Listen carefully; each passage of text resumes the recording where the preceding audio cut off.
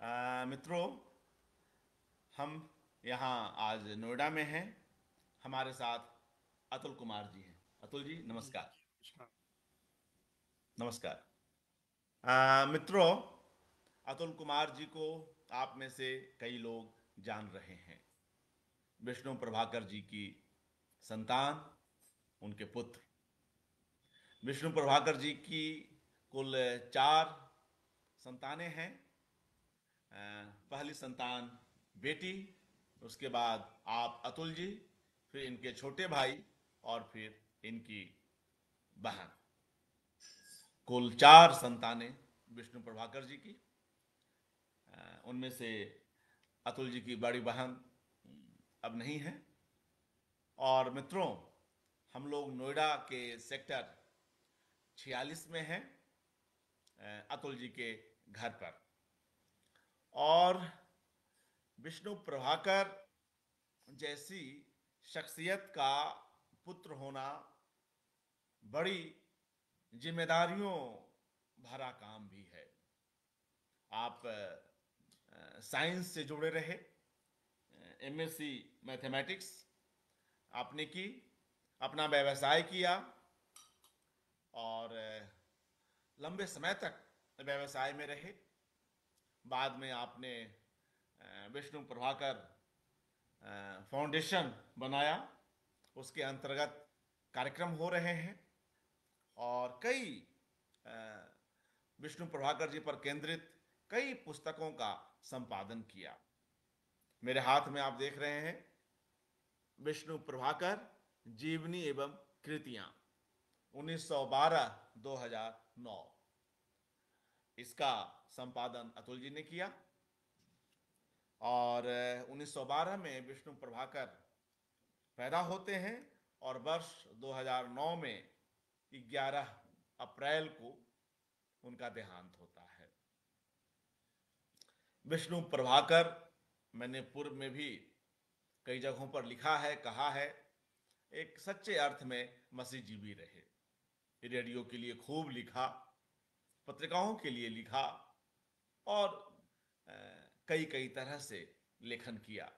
आवारा मसीहा जैसी उनकी जीवनी हिंदी के जीवनी साहित्य में अपना विशेष स्थान है, उस पुस्तक का, आवारा मसीहा का। और उसके लिए कितना उन्होंने अनुसंधान किया है, कितनी तैयारी की है, वे यह सब उन पर बनी फिल्म में बतलाते भी हैं।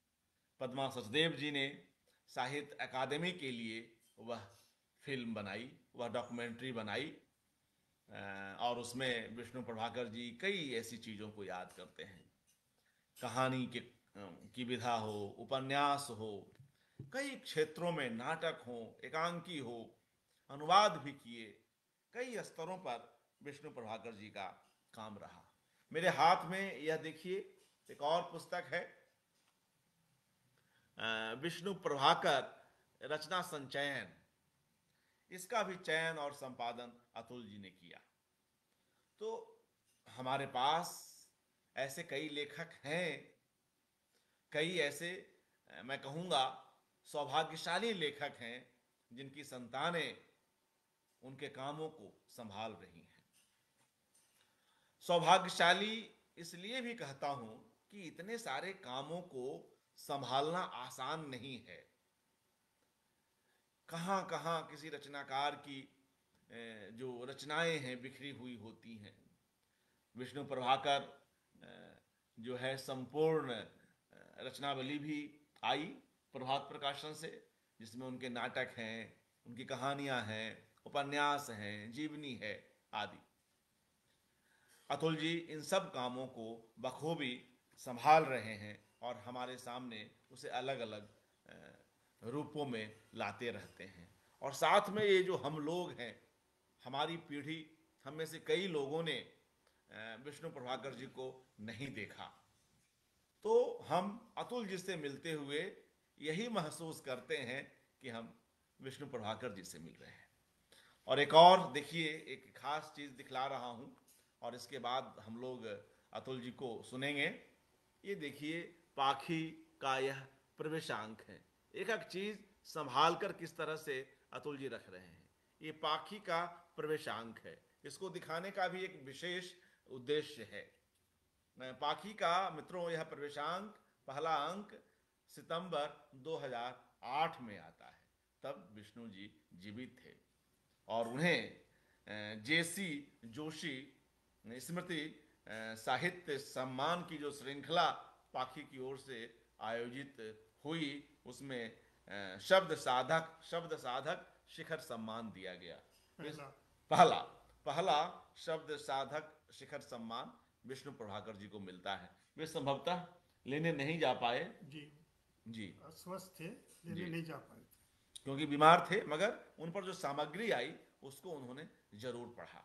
तो हम इन सब विषयों पर बात करेंगे, चूंकि एक बड़े कद्दावर लेखक की यात्रा को हम आज साझा कर रहे हैं उनके ज्येष्ठ पुत्र की ओर से। तो एक कड़ी में सब कुछ संभव नहीं है, लेकिन जितनी चीजें सहज ढंग से हो पाएंगी हम लोग करने की कोशिश करेंगे। तो मैं सर्वप्रथम आप सभी मित्रों की ओर से अतुल कुमार जी का हार्दिक स्वागत करता हूं। अतुल जी नमस्कार। जी नमस्कार, धन्यवाद। और अतुल जी को बिल्कुल उनके शुरुआती दिनों में ले जाता हूं, उनके बचपन की ओर उन्हें लौटाता हूं और पहला सवाल यही करता हूं अतुल जी से कि आप जो है आपकी स्मृति में शुरुआत में बिल्कुल आरंभिक स्मृतियों में अगर लौटें तो विष्णु प्रभाकर जी किस तरह से किन रूपों में उपस्थित होते हैं। अतुल जी। ये बचपन में जब स्कूल में जाता था तब तक तो हमें इतनी समझ नहीं थी साहित्य के बारे में, क्या साहित्य होता है, कैसे होता है। तो हम लोग एक हमारा संयुक्त परिवार था। हमारे पिताजी प्रभाकर जी के अपने 6 भाई सब लोग साथ मिल के रहते थे एक ही घर में, और 6 परिवारों के सब मिला के 32 सदस्य एक साथ रहते थे और उनका खाना भी एक साथ ही सब बनता था। तो वो उस समय ऐसा नहीं लगता था कि कोई विशेष अलग है, लेकिन सब एक जैसा लगता था। और उसमें जो मैं बात कहना चाह रहा हूँ कि प्रभाकर जी का रहने का ढंग, उनका काम करने का ढंग सबसे अलग था। वो और सब लोग तो कहीं नौकरी करते थे, कोई किसी काम पे जाता था, अपने उनका सीमित समय था, एक समय पे गए और आ गए। इनका क्योंकि अपना स्वयं का लेखन था, उस समय जब मैं पैदा हो चुका था उसके बाद से तो वो मसीहजीवी रहे, तो किसी की नौकरी तो करते नहीं थे। तो जिस समय उनका मन किया सुबह से लेकर रात तक, जब तक उनको लिखना है पढ़ना है, उस काम में लगे रहते थे। तो हमने तो यही देखा उनको कि घर में जब भी वो रहते तो अपने बैठे हुए हैं, अपने काम में लगे हैं, या पढ़ना लिखना चल रहा है, या उनके को लोग आ रहे हैं, मिलने आ रहे हैं, बातचीत कर रहे हैं। बचपन से हमने यही देखा। और उस समय ये भी लगता था कि बाकी सबके जो पिता हैं वो तो अपने बच्चों के साथ समय भी निकालते हैं, लेकिन इनके पास हम लोगों के लिए समय नहीं होता था। क्योंकि अब ये समय इसलिए नहीं होता था कि इनका परिवार एक सीमित परिवार नहीं था। हम लोगों का एक बायोलॉजिकल परिवार या संयुक्त परिवार, उससे भी बड़ा उनका परिवार था जो पूरा देश का साहित्यिक परिवार था। तो इतने बड़े परिवार को समय देना, उसके लिए अगर हमें कुछ मिनट भी घर रोज के मिल जाते थे तो वो भी बहुत था। लेकिन वो समझ अब हमें समझ आती है ना, उस समय नहीं थी, लेकिन उस समय लगता था कि हमारे लिए समय नहीं है इनके पास। तो वो अंतर तो इस तरह के लोगों के साथ रहते ही है, जो ज़्यादा व्यस्त रहते हैं उनके परिवारों के साथ ये अंतर रहता ही है। तो वो हमने उनको वही देखा है कि कभी बैठे अपना बातचीत कर रहे हैं, कभी लिख पढ़ रहे हैं, कभी लिखवा रहे हैं, कभी कोई टाइपिस्ट आ रहा है उसको डिक्टेट करा रहे हैं। तो वो सारे दिन वही चलता रहता था। बचपन से हमने यही उनको देखा। जी जी बिल्कुल। और जैसे आप हुए, आपकी बड़ी बहन हुई, और आपके बाद एक भाई और एक बहन और।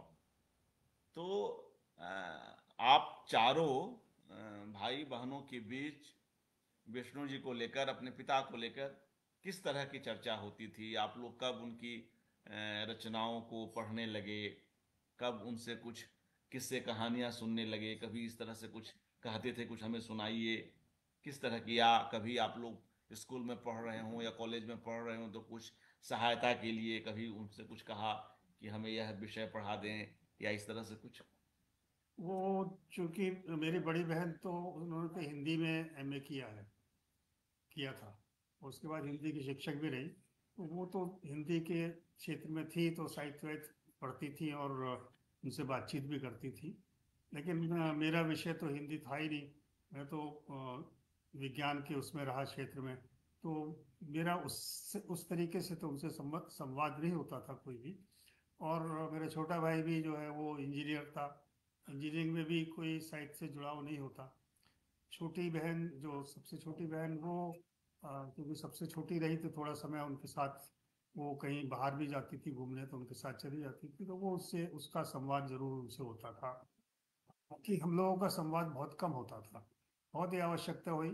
लेकिन ऐसा जरूर था, देखिए मैं एक किस्सा आपको सुनाता हूँ कि मैं स्कूल में जब था, एक दिन मेरे अध्यापक ने मुझसे कहा कि हमें तुम्हारे पिताजी से मिलना है, मैं उनसे पूछ के बताओ कब मिलेंगे। वाह।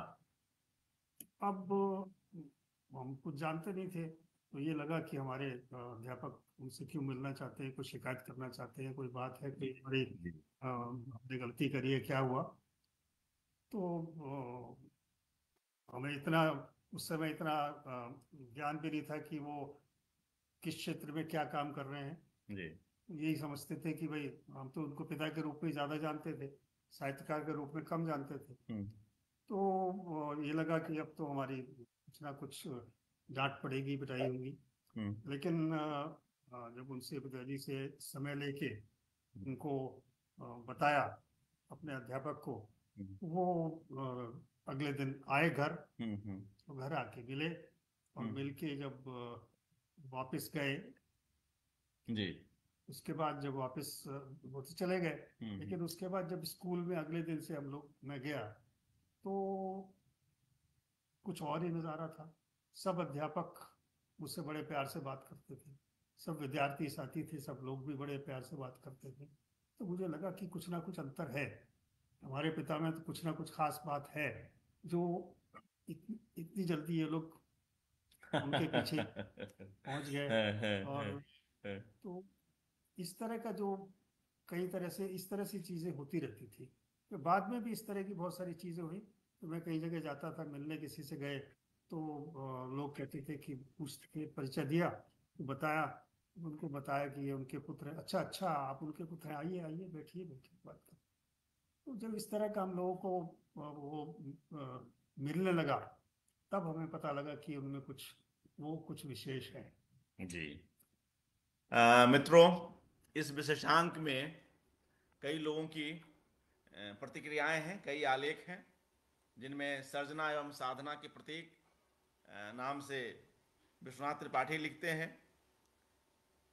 मुद्रा राक्षस आवारा मसीहा पर अपनी बात लिखते हैं और बतलाते हैं कि ऐसी कृति निकट भविष्य में संभव नहीं, आवारा मसीहा को लेकर, और अपनी जो विष्णु जी के साथ भेंट है उसको भी याद करते हैं। हमारे मुद्रा राक्षस जी ने यह बातचीत उनसे की थी, राकेश श्रीवास्तव ने की थी। इसी तरह पंकज बिष्ट उनसे जुड़ी कई चीज़ों को याद करते हैं। स्वयं अतुल प्रभाकर जी का भी यहाँ एक आलेख आप पढ़ सकते हैं, पुत्र की नजरों में पिता। प्रेम भारद्वाज की एक टिप्पणी है, अथक योद्धा। और यह जो बातचीत हुई, यह बातचीत किसने की थी? मुझे लगता है यह बातचीत प्रेम भारद्वाज ने ही की है ना? प्रेम भारद्वाज जी। राजनीति हावी होगी तो प्रभावित होंगे पुरस्कार। साहित्य में पुरस्कारों की जो राजनीति होती है उसको लेकर यह बातचीत है, कई और विषयों पर भी है। यह बातचीत इस अंक के छपने से कितने पहले हुई होगी? इससे 2 महीने पहले। अच्छा, इस अंक के छपने से 2 महीने पहले। 2 महीने। इसमें कई विषयों पर जो हैं प्रेम भारद्वाज बात करते हैं और विष्णु जी जवाब देते हैं। इसमें लिखा हुआ भी है कि यह साक्षात्कार कई खंडों में लिया गया। तो मुझे लगता है कि अस्वस्थ रहते होंगे तो हाँ बहुत देर बात नहीं कर पाते होंगे, है ना।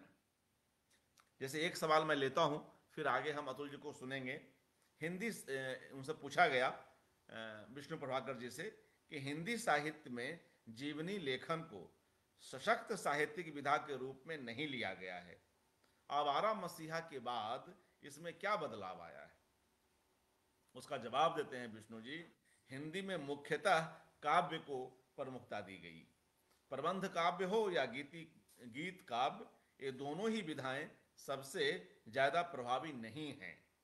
यह हिंदी पर संस्कृत साहित्य के प्रभाव के कारण है।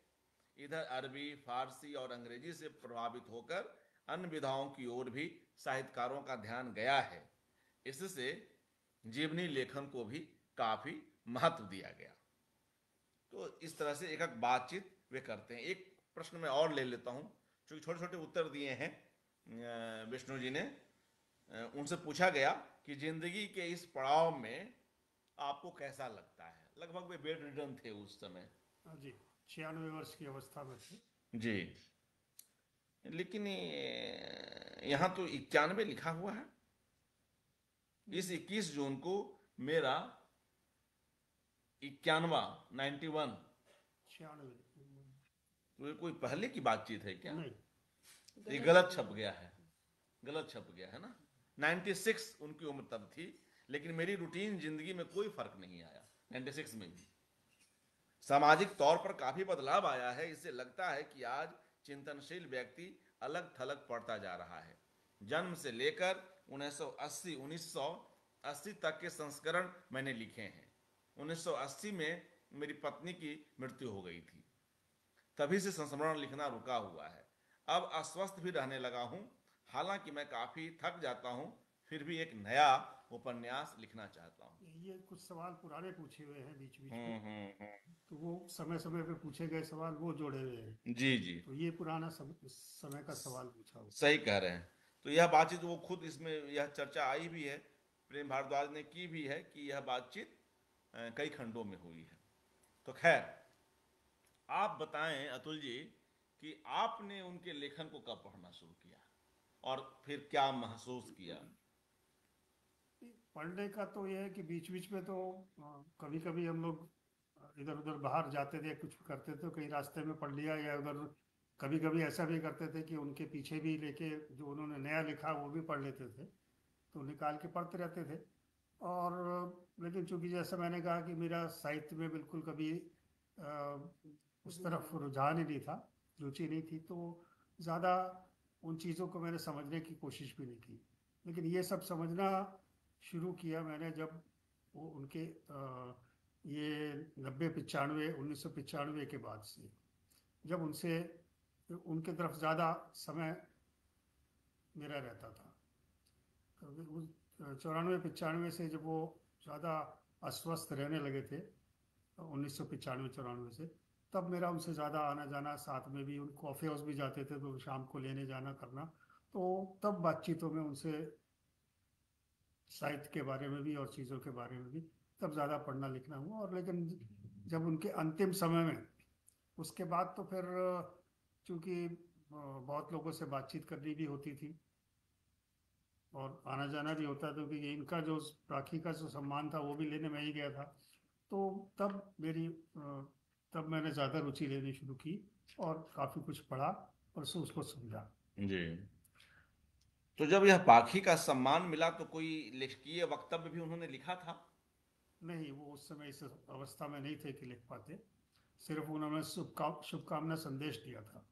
वाह जी। तो कई उपन्यास, कई कहानी संग्रह, लघु कथाओं के संग्रह, नाटक, एकांकी संग्रह, रूपांतर, जीवनी संस्मरण, यात्रा वृतांत, बाल कहानी संग्रह, आप निबंध संग्रह, तो जो हम लोग मसीहजीवी कहते हैं और विशद लेखन कहते हैं, विष्णु प्रभाकर जी के कामों को केंद्र में रखकर, ध्यान में रखकर, वह जो है कितना सटीक बैठता है।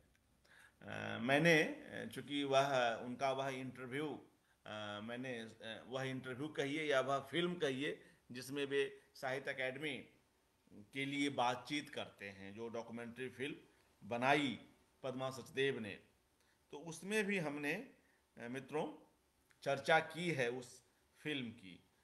और वह फिल्म इसलिए भी खास है क्योंकि उसमें स्वयं विष्णु प्रभाकर अपने बारे में कई चीज़ें बतलाते हैं।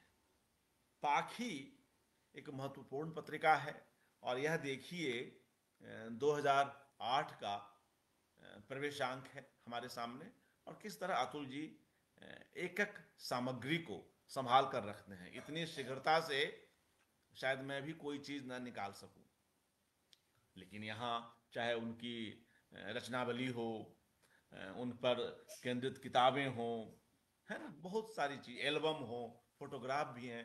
हम उनमें से भी कुछ फोटोग्राफ, अभी शायद तो बातचीत में असुविधा होगी, लेकिन बाद में हम फोटो खींच के उनको भी लाएंगे। तो पाखी की बात हो रही थी। अभी जो मेरा कॉलम चल रहा है प्रति संसार, लगभग कुछ एक महीनों में यह कॉलम 1.5 वर्ष का हो जाएगा, अभी समय है, 1.25 वर्ष से ऊपर हो गए।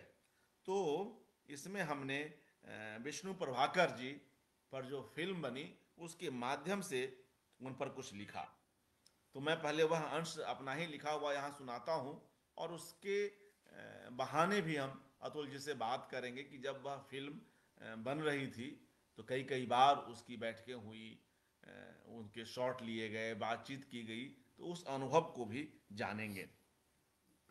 क्योंकि यह फिल्म तो काफ़ी पहले बनी, मगर इधर आप जानते हैं कि साहित्य अकादमी अपने यूट्यूब चैनल से वह जो डॉक्यूमेंट्री फिल्में हैं कई लोगों की, राही मासूम रजा की है, और कई लोगों की है, धर्मवीर भारती की है, कई लोगों पर, कई फिल्मों पर मैंने लिखा है, अपने अमरकांत जी पर है, कई फिल्में हैं।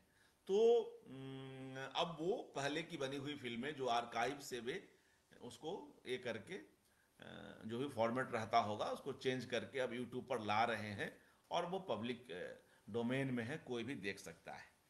तो उसी को लेकर मैंने लिखा कि इधर यह देखने में आ रहा है, आप भी सुने अतुल जी, कि साहित्य अकादमी नई दिल्ली लगातार अपने समृद्ध संकलन से डॉक्यूमेंट्री फिल्मों को यूट्यूब पर अपलोड करती जा रही है। इस कड़ी में 7 अगस्त 2022 को, हाल ही की बात है, बहुत ज़्यादा समय नहीं हुए, अभी 2 वर्ष भी नहीं हुए, 7 अगस्त 2022 को अपलोड हुई विष्णु प्रभाकर पर बनी डॉक्यूमेंट्री फिल्म को देखना हुआ। इसका निर्देशन पद्मा सचदेव ने किया। उसमें एक रचनाकार के संघर्ष, उसकी सादगी, लेखन के प्रति उसकी प्रतिबद्धता और क्रमशः साधना से निरखते उसके साहित्यिक परिश्रम और रचनापयोगी जीवन दृष्टि को समझा जा सकता है। विष्णु प्रभाकर इसमें अपने बचपन और परिवार से जुड़ी कई बातें बतलाते हैं। उन स्मृतियों के सर्जनात्मक इस्तेमाल को लेकर चर्चा करते हैं। लेखक की जो अपनी स्मृतियां हैं उसको कैसे वह रचना में बदलेगा। मसलन उनके दादा यानी अतुल जी के परदादा मुरब्बी पर केंद्रित और चर्चित रही उनकी कहानी मुरब्बी, उन्हें भी अपनी इस कहानी में प्रभावी रूप में दर्ज करते हैं। इसी तरह मुस्लिम हिंदू संप्रदायों के दो किशोरों के बीच की दोस्ती को वे अपनी एक कहानी में उभारते हैं, जिसमें वे मूलतः अपने साथ घटित घटनाओं को कुछ सर्जनात्मक परिवारों के साथ प्रयोग में लाते हैं। हिंदू मुस्लिम परिवारों के वयस्कों के अंतर्द्वंद भी वहां सामने आते हैं, और लुंगी कुर्ता और गांधी टोपी में सहज भाव बतियाते विष्णु प्रभाकर जी को सुनना एक लेखकीय निरंतर्य का साक्षी होना है। तब वे इस फिल्म में अजमेरी गेट नई दिल्ली स्थित उनके घर और उनके लिखने पढ़ने के कमरे को भी दिखाया गया है। लिखने और बगैर किसी मानदेय के लिखने के अनुभवों को लेकर वे बताते हैं, मैंने हंस में इतना लिखा, कुछ नहीं मिला, परिपाटी नहीं थी। हंस पत्रिका की बात वे कर रहे हैं। हाँ, लेकिन जब मानदेय की बात हुई तो एक और छोटा हिस्सा सुन लीजिए इसी आलेख से। हाँ, कुछ जगहों पर विष्णु प्रभाकर जी को मानदेय भी मिले। आकाशवाणी ने तो खैर उन्हें अभ्यास जन प्रशिक्षण और परिष्कार के कई मौके दिए। साथ में एक लेखक और उसके परिवार को आर्थिक रूप से संभलने देने में उसका काफ़ी योगदान रहा। इसे विष्णु प्रभाकर साफ गोई और सरलता से स्वीकारते हैं। वे अपने पहले रूपक नया कश्मीर को याद करते हैं। उनके चर्चित मनोविज्ञान प्रधान नाटक उपचेतना को लेकर भी बातचीत हुई, है ना। और फिर जो उस समय 300 रुपया महीना वे रेडियो से कमा रहे थे, सन 47 में 1947 में यह राशि महत्वपूर्ण राशि थी, इसे स्वयं विष्णु जी मानते हैं। तो एक लेखक की गृहस्थी कैसी होती है, वह कमा तो रहा है लेकिन उसका कमाने का तरीका अलग होता है, लिख करके कमा रहा है या नाटक लिख के कमा रहा है। तो आप भी एक व्यवसायी रहे, आपने भी काफ़ी कमाई की आर्थिक। तो हम अगर एक लेखक की गतिविधि को देखें कि वह गृहस्थी कैसे चलाता है, तो उस पर आप अपने अनुभवों से और अपनी स्मृति से क्या सोचते हैं, और जो तमाम लेखकगण आज भी सक्रिय हैं अलग अलग तरीके से, उनके लिए भी यह बात महत्वपूर्ण होगी। ये वो जो समय था, उस समय 200-300 रुपए भी बहुत मायने रखते थे। लेकिन जिस तरह से एक लेखक का काम चलता है, लेखक अपना जिस तरह से अपना जीवन व्यतीत करता है, तो उसकी कोई नियमित आमदनी नहीं होती। किसी महीने 300 भी हो गए थे, किसी महीने 3 भी नहीं हुए। तो वो उस तरह से चलता है, तो उसका समन्वय बना के, उसका सामंजस्य बना के चलना पड़ता था उनको। और कभी कभी तो ऐसा भी होता था कि एक 2 महीने कुछ आमदनी नहीं हुई, तो कहीं ना कहीं से करके अपना काम चलाते थे, फिर मिल गया और चलता रहा। तो उसके लिए अलग अलग तरह से लेख छपवाना, लिखना, पत्रिकाओं के लिए लिखना, किताबें छपवाना। और किताबें भी उस समय आप जानते हैं कि लगभग 5 रुपए, 10 रुपए, 2 रुपए की किताबें हुआ करती थी। तो उसमें अगर रॉयल्टी भी मिलेगी तो कितनी मिल जाएगी। और अखबारों में, पत्रिकाओं में लेख छपते थे तो 5 रुपए, 10 रुपए, 20 रुपए मिलते थे। तो उससे एक गुजारा चल सकता है। कोई और ये नहीं कह सकते कि हम उसमें बचा भी सकते हैं या कुछ आगे बढ़ा भी सकते हैं।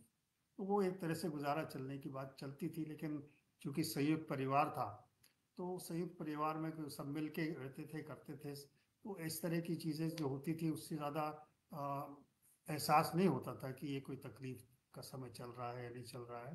तो जैसे कम ज़्यादा हुआ तो सब एडजस्ट, सब आपस में मिल के सब ने कर लिया और आगे फिर पूर्ति हो गई उसकी।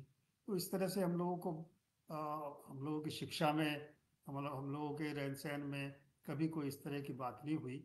हाँ, ये है कि बिल्कुल सीमित दायरे में हम लोग जरूर रहते थे, कि एक सीमित तरह का जीवन था। और लेकिन ऐसा नहीं कि हमारी पढ़ाई लिखाई में कभी कोई कमी आई हो। जितना भी हम लोगों ने, सबने पढ़ना चाहा, सब तक की सबकी पढ़ाई के लिए पूरा बंदोबस्त होता था। और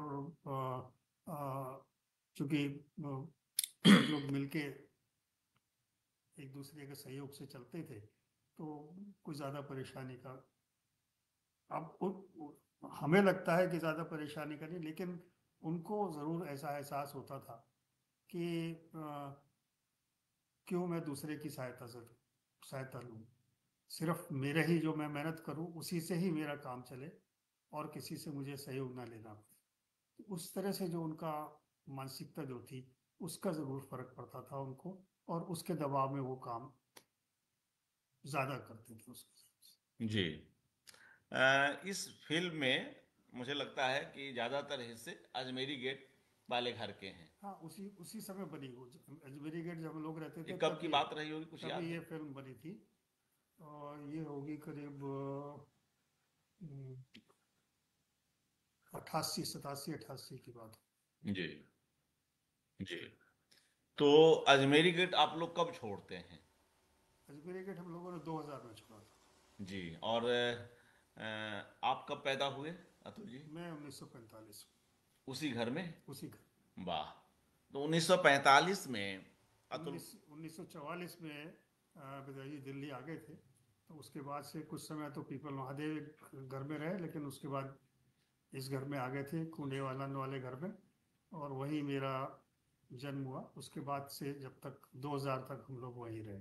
जी जी, एक लंबी अवधि, हाँ जी। मतलब लगभग 55 वर्ष। 55 वर्ष आपके और आपके पिताजी के, यानी विष्णु प्रभाकर जी के भी इतने ही कुछ। इतने ही। एक दो वर्ष ज्यादा हाँ, है, एक आध वर्ष एक तक आध तो वर्ष चलता था। ज्यादा। तो अजमेरी गेट और उसके इलाके, उसके मुहल, किराए का मकान था वो। किराए का। तो वह कैसा अनुभव रहा? और उस इलाके, जब वे बाद में जाते हैं प्रीतमपुरा में, जी। दिल्ली में ही प्रीतमपुरा में विष्णु प्रभाकर जी अपना घर बनाते हैं, तो बतौर किराएदार रहते हुए, लेकिन एक लंबी अवधि वहां बिताते हुए, लगभग समझिए कि आधी सदी एक मकान में, किराए के मकान में वे जी। व्यतीत करते हैं, तो मकान मालिक कौन थे और किस तरह के संबंध थे? विष्णु जी कैसे उन इलाकों को याद करते हैं, और किन किन रचनाओं में किस किस तरह से वह भूगोल उपस्थित है, कुछ बतलाएं कुछ उदाहरणों के साथ। वो उस घर को कभी ये समझा ही नहीं हम लोगों ने कि ये किराए का मकान है। हम लोग समझते थे ये हमारा ही मकान है, क्योंकि जो मकान मालिक थे लाला कृष्ण प्रसाद जी, उनसे अ, पारिवारिक संबंध थे। वो आते थे घर पे, और हम उनको चाचा कहते थे, और आपस में घर की तरह से ही रहते थे। और उन्होंने भी कभी ऐसा नहीं महसूस होने दिया कि आप लोग किराएदार हो। उनको किराया देना है, महीने में देना है, 6 महीने में देना है, साल में देना है, नहीं देना है मत, सब चलता रहता था। वो किराए भी बहुत ज़्यादा नहीं थे। और दूसरा चीज़ ये कि जो वो उस तरह का जो माहौल था वहाँ, वो ऐसा माहौल था कि आसपास के सब लोग धीरे धीरे, कुछ समय तो लगता है, लेकिन धीरे धीरे वो ऐसा था कि सब लोग एक दूसरे को मिलते जुलते थे, आपस में सब बातचीत करते थे, दुआ सलाम करते थे, और सब पहचानते थे एक दूसरे को। हालांकि बाद में तो जैसा एक किस्सा भी मैं आपको बता दूं छोटा सा, कि एक सज्जन आए गली में पूछते हुए, एक मोची था, उससे पूछा कि प्रभाकर जी का घर कौन सा है। कहने लगे, तुम कैसे आदमी हो, या कूड़े वाला आने में आ गए, तुम्हें उनका घर नहीं पता, जाओ सीधे सामने चले जाओ, वो सामने वाला घर है उनका। वाह, क्या बात है। तो ये पूरा जो वो था, वो सब लोग एक दूसरे से इतने घुल मिल के रहते थे कि हम लोगों को ये लगता नहीं था कि पड़ोस पे जो भी रहते थे, हम भी उनके घर कभी भी चले गए, वो भी आते रहते थे, सब मिलजुल के रहते थे। और उनके साहित्य में बहुत सारी रचनाओं में, पीछे जो हमारे पीछे की तरफ, मकान की तरफ वो लोग रहते थे जो कुम्हार लोग, वो मिट्टी के खिलौने और इस तरह की चीज़ें बनाते थे, तो वो सब चीज़ें उनके साहित्य में भी आपको कई कहानियों में मिल जाएगी। और वहाँ का वातावरण भी मिल जाएगा। और वहाँ जो गली मोहल्ले में वो जो त्योहार किस तरह से मनाए जाते थे, वो भी थोड़ा बहुत उसमें कहीं ना कहीं उपस्थित है साहित्य में उनके। जी जी जी। तो लेकिन ये है कि उसके बाद अगर हम जाते उसको देखें कि पीतमपुरा जब हम लोग गए, तो पीतमपुरा में जो लोग जानते हैं, उस समय तो काफ़ी नाम हो गया था, सब जानते थे, तो जो जानते हैं वो जानते हैं, लेकिन जितना अपनत्व वहाँ पुरानी दिल्ली के उस मकान में मिलता था, आसपास के मोहल्ले में सबसे मिलता था, वो फिर वहाँ नहीं मिल सकता। जी। जानते जरूर हैं, पहचानते हैं सब है, लेकिन वो अपनत्व वाली बात वहाँ नहीं मिल पाई। वहाँ 2000 में, 2000 में वहाँ गए। 2000 में जाते हैं। हाँ, और दूसरी सुविधा ये थी कि अजमेरी गेट से हर चाहे कनॉट प्लेस जाना हो, नई दिल्ली स्टेशन जाना हो, पुरानी दिल्ली जाना हो, तो सब नज़दीक था। और वहाँ पीतमपुरा जाने के बाद काफ़ी दूर हो गया, तो उस समय वहाँ जाने के बाद उनका जो कॉफ़ी हाउस रोज का जाना आना था, वो भी तकरीबन बंद ही हो गया। कभी कभी ही जब मेरे साथ मिल जाता था या किसी के साथ मिल जाता तभी जा पाते थे, नहीं तो नहीं होता था। वरना अजमेरी गेट रहते हो तो वो अपने घर से उठे और पैदल निकल गए कनॉट प्लेस। जबकि वे तो कॉफी हाउस के हाँ, मतलब रोजाना जाने रोजाना वालों में जाने एक वाले। रहे। तो आप लोगों से उस कॉफी हाउस के क्या किस्से सुनाया करते थे, कुछ रोचक किस्से, कुछ लेखकों को लेकर, या कभी किसी से बहस हुई हो, कभी लेखकों में आपस में कुछ कहा सुनी हुई, तो वह कभी चिड़चिड़ाहट लेकर घर आए, या और कोई, या किसी पर व्यंग किया, या नहीं, किसी की बहुत प्रशंसा की? हाँ, इस तरह की बातें तो बहुत होती थी, रोज होती थी वहाँ, कि बहस तो बहुत ज़्यादा हो जाती थी, और कभी कभी इतनी ज़्यादा बहस हो जाती थी कि एक दूसरे को गाली भी दे देते थे। लेकिन अगले दिन फिर वही टेबल पे बैठे और सब काफी साथ में कॉफी पीते। उससे, उस बहस से, उस मार उसकी वो जो तीखी बहस भी हो जाती थी, उससे कोई अंतर नहीं पड़ता था। आज की बहस आज खत्म, कल नहीं होती थी, ये सब होता था। और इसके अलावा भी वहाँ नए लोग बहुत आते थे, जो बाहर से लोग आए हैं, नए लोग आए हैं, तो उन सब से मिलना जुलना भी एक ऐसा जगह बन गई थी कि जहाँ किसी से भी मिलना हो, कोई भी उनसे मिलना चाहे और अन्य साहित्यकारों से भी मिलना चाहे, तो वो एक ऐसी जगह थी कि वहाँ शाम के समय 5 बजे से 7 बजे तक कोई भी आके उनसे मिल सकता था, बातचीत कर सकता था, अपने समस्याएं सुना सकता था उनसे और सलाह ले सकता था, वो सब चलता जी था। जी। एक लेखक तो स्वयं सर्जक होता है, अपनी कृतियों को रचता है, लेकिन लेखक एक गृहस्थ भी है और उसे गृहस्थी में रमना भी पसंद है। उनको लेकर भी वह लिखता है। दीन दुनिया की बातें साहित्य में होती ही हैं। तो जब वे अपना घर बना रहे थे, तब उनके अंदर किस तरह की पुलक, कैसी खुशी उन्हें महसूस होती थी, और प्रीतमपुरा वह जगह कैसे मतलब तय हुई कि वहीं बनाना है और रहना है, और उस प्रक्रिया को विष्णु प्रभाकर जी कैसे बयान करते हैं, कैसे जीते हैं। वो प्रक्रिया भी बहुत लंबी प्रक्रिया है कि वैसे तो उनके पास कोई, जैसा अभी बताया, भी कोई नियमित आमदनी तो थी नहीं। तो ऐसा नहीं था कि कोई नियमित पैसा आ रहा है और उसको जमा कर रहे हैं और जमा करने की कोई बात थी ही नहीं।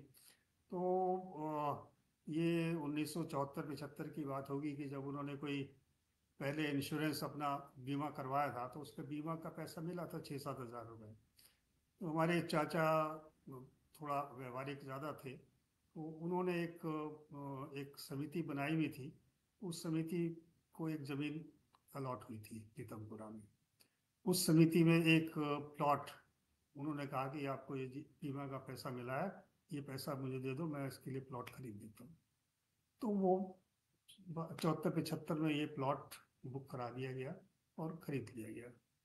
लेकिन उसको फिर प्लॉट लेके डाल दिया, लेकिन उसको बनवाने के लिए पैसा नहीं। तो ये करीब ये समझ लिए 80 के बाद, जब उनको कुछ पुरस्कारों की राशियां मिलनी शुरू हुई, तो जो पुरस्कारों से जो पैसा मिला, उसको इकट्ठा करके उन्होंने उस मकान, उस जगह पे एक हिस्सा बनाया, आधा बनाया। आधा बनाया, फिर उसको किराए पे दिया। वहाँ रहने नहीं गए, क्योंकि वो नहीं चाहते थे कि अपने परिवार से अलग रहें। वो चाहते थे हमेशा कि संयुक्त परिवार ही हम लोग सब साथ रहें, और सबका मकान हो तो हो, मेरा अकेले का मकान हो, ऐसा नहीं हो चाहते थे, वो वाह। कभी भी नहीं चाहते थे। जी।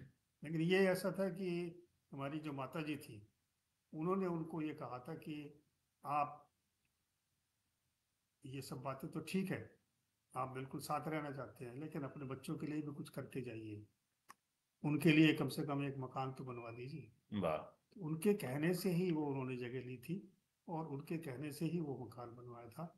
हालांकि जो मकान उनके माता जी के सामने नहीं बन पाया। विष्णु जी की माता के सामने। नहीं, हमारी माता जी। सॉरी जी, हाँ, आपकी माता जी के हाँ, सामने। जी जी हमारी जी। माता जी ने उनको कहा था जी कि जी आप जी बच्चों के लिए बनाओ। जी जी। उनका देहांत हो गया 1980 में, हाँ। और ये मकान उसके बाद ही बन पाया। जी तो जी। उन्होंने कहा कि अब मेरी पत्नी ने मुझसे कहा था, तो वो मुझे उसकी इच्छा पूरी कर। वाह। तो इसलिए वो जो भी वो पैसा मिलता रहा, पुरस्कार राशि मिलती रही, उसको इकट्ठा करके और कुछ बैंक से लोन लेके एक हिस्सा बनाया, और फिर किराए पे देके उसको, उसकी किस्तें चुकाई, और फिर दोबारा कुछ और मिला तो दूसरा हिस्सा बना। जी जी जी। इस तरह से वो मकान पूरा तैयार हुआ। और चूंकि उसकी एक फिर एक लंबी कहानी उसके साथ भी है, क्योंकि पहले एक किराएदार थे, फिर वो चले गए तो दूसरे किराएदार को दिया। उस किराएदार ने कुछ समय तो किराया दिया, लेकिन उसके बाद किराया देना बंद कर दिया, और धौंस देने लगा कि अब तो मैं मालिक हूँ यहाँ का।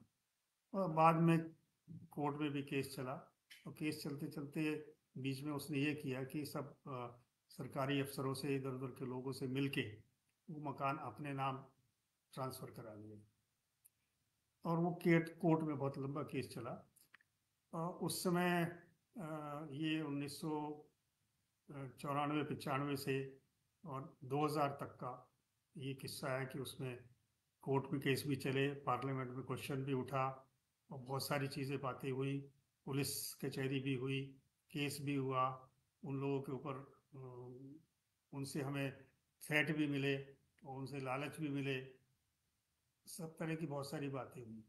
और उसके बाद फिर जब ये कोर्ट से हमें कोर्ट के मार्फत हमें उस मकान का कब्जा मिला, तब फिर वहाँ इसमें शिफ्ट कितना हुए। समय लग गया? इसमें करीब 7 वर्ष लगे होंगे। ओहो। तो 7 वर्ष में जो उन्होंने त्रासदी झेली, उसका जो प्रभाव उनके ऊपर था, वो कभी कभी ये था कि कभी कभी एक दिन तो आंसू से रोने लगे। कहते कि मैंने किसी का क्या बिगाड़ा, मैंने तो किसी को कष्ट नहीं दिया, मैंने तो किसी को गाली भी तक भी नहीं दी, मेरे साथ इस तरह का व्यवहार कैसे होना। और सरकार से भी मैंने इतनी मदद सर कभी कुछ नहीं चाहा, और ये एक सवाल मेरा पैदा हुआ, इसमें सरकार से भी और पुलिस से भी कोई मदद नहीं मिली। हाँ, अब कोर्ट के भरोसे है, जो कोर्ट करेगी ठीक है। अंत अंत तक संघर्ष ही रहा। हाँ, अंत अंत तक संघर्ष ही रहा। माता और पिता के बीच किस तरह के संबंध रहे, इसको भी थोड़ा बताएं।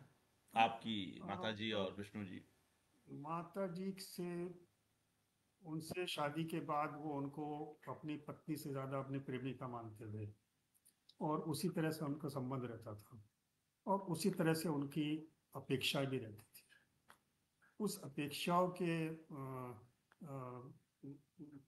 फलस्वरूप कभी कभी ऐसा भी होता था कि झगड़ा भी हो जाता था। अब मैं आपको थोड़ी सी और अगर इसकी गहराई की बात बताऊं, जी बिल्कुल। तो उनकी शादी के बाद वो हिसार रहते थे, हिसार में शादी उनकी हुई, और वो रहती थी कनखल, हरिद्वार के पास। ये ठंडी जगह थी, और वो बहुत भीषण, उस समय बहुत भीषण गर्मी, वहाँ तूफान रहता था। तो उनको वो जगह माफिक नहीं आई, माता जी को, हिसार। हिसार। और वो हिसार छोड़ के कभी उनके पिताजी अपने साथ ले जाते, कभी यहाँ हमारी जो दादी के पास रहती, कभी कहीं रहती। और शुरू से ये रहा कि बहुत समय तक साथ नहीं रह पाए। उसके बाद भी हमारी माता जी का ये था कि वो बहुत मिलनसार थी। उनका नाम सुशीला जी। सुशीला जी जी जी। बहुत मिलनसार थी, और सबकी मदद करने के लिए आगे बढ़ी रहती थी, परिवार को जोड़ने में लगी रही। और उनके मायके की तरफ भी अगर किसी को परेशानी होती थी, कहीं कोई किसी घर में बीमार हुआ, कुछ हुआ, तो वो फौरन वहाँ चले जाती थी।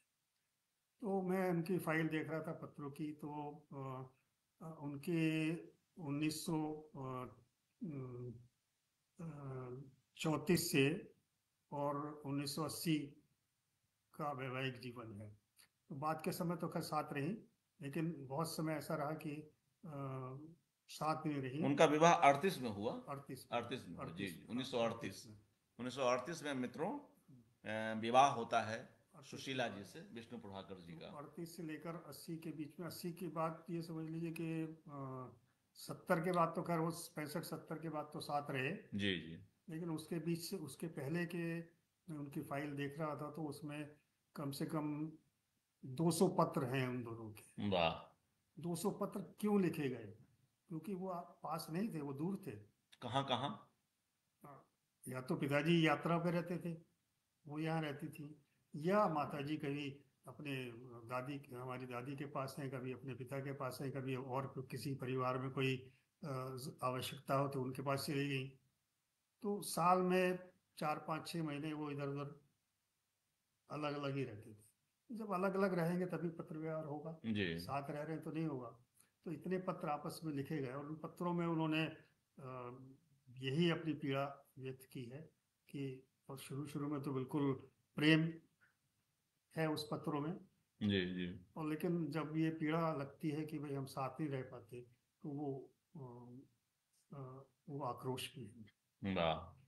उन पत्रों का प्रकाशन कुछ?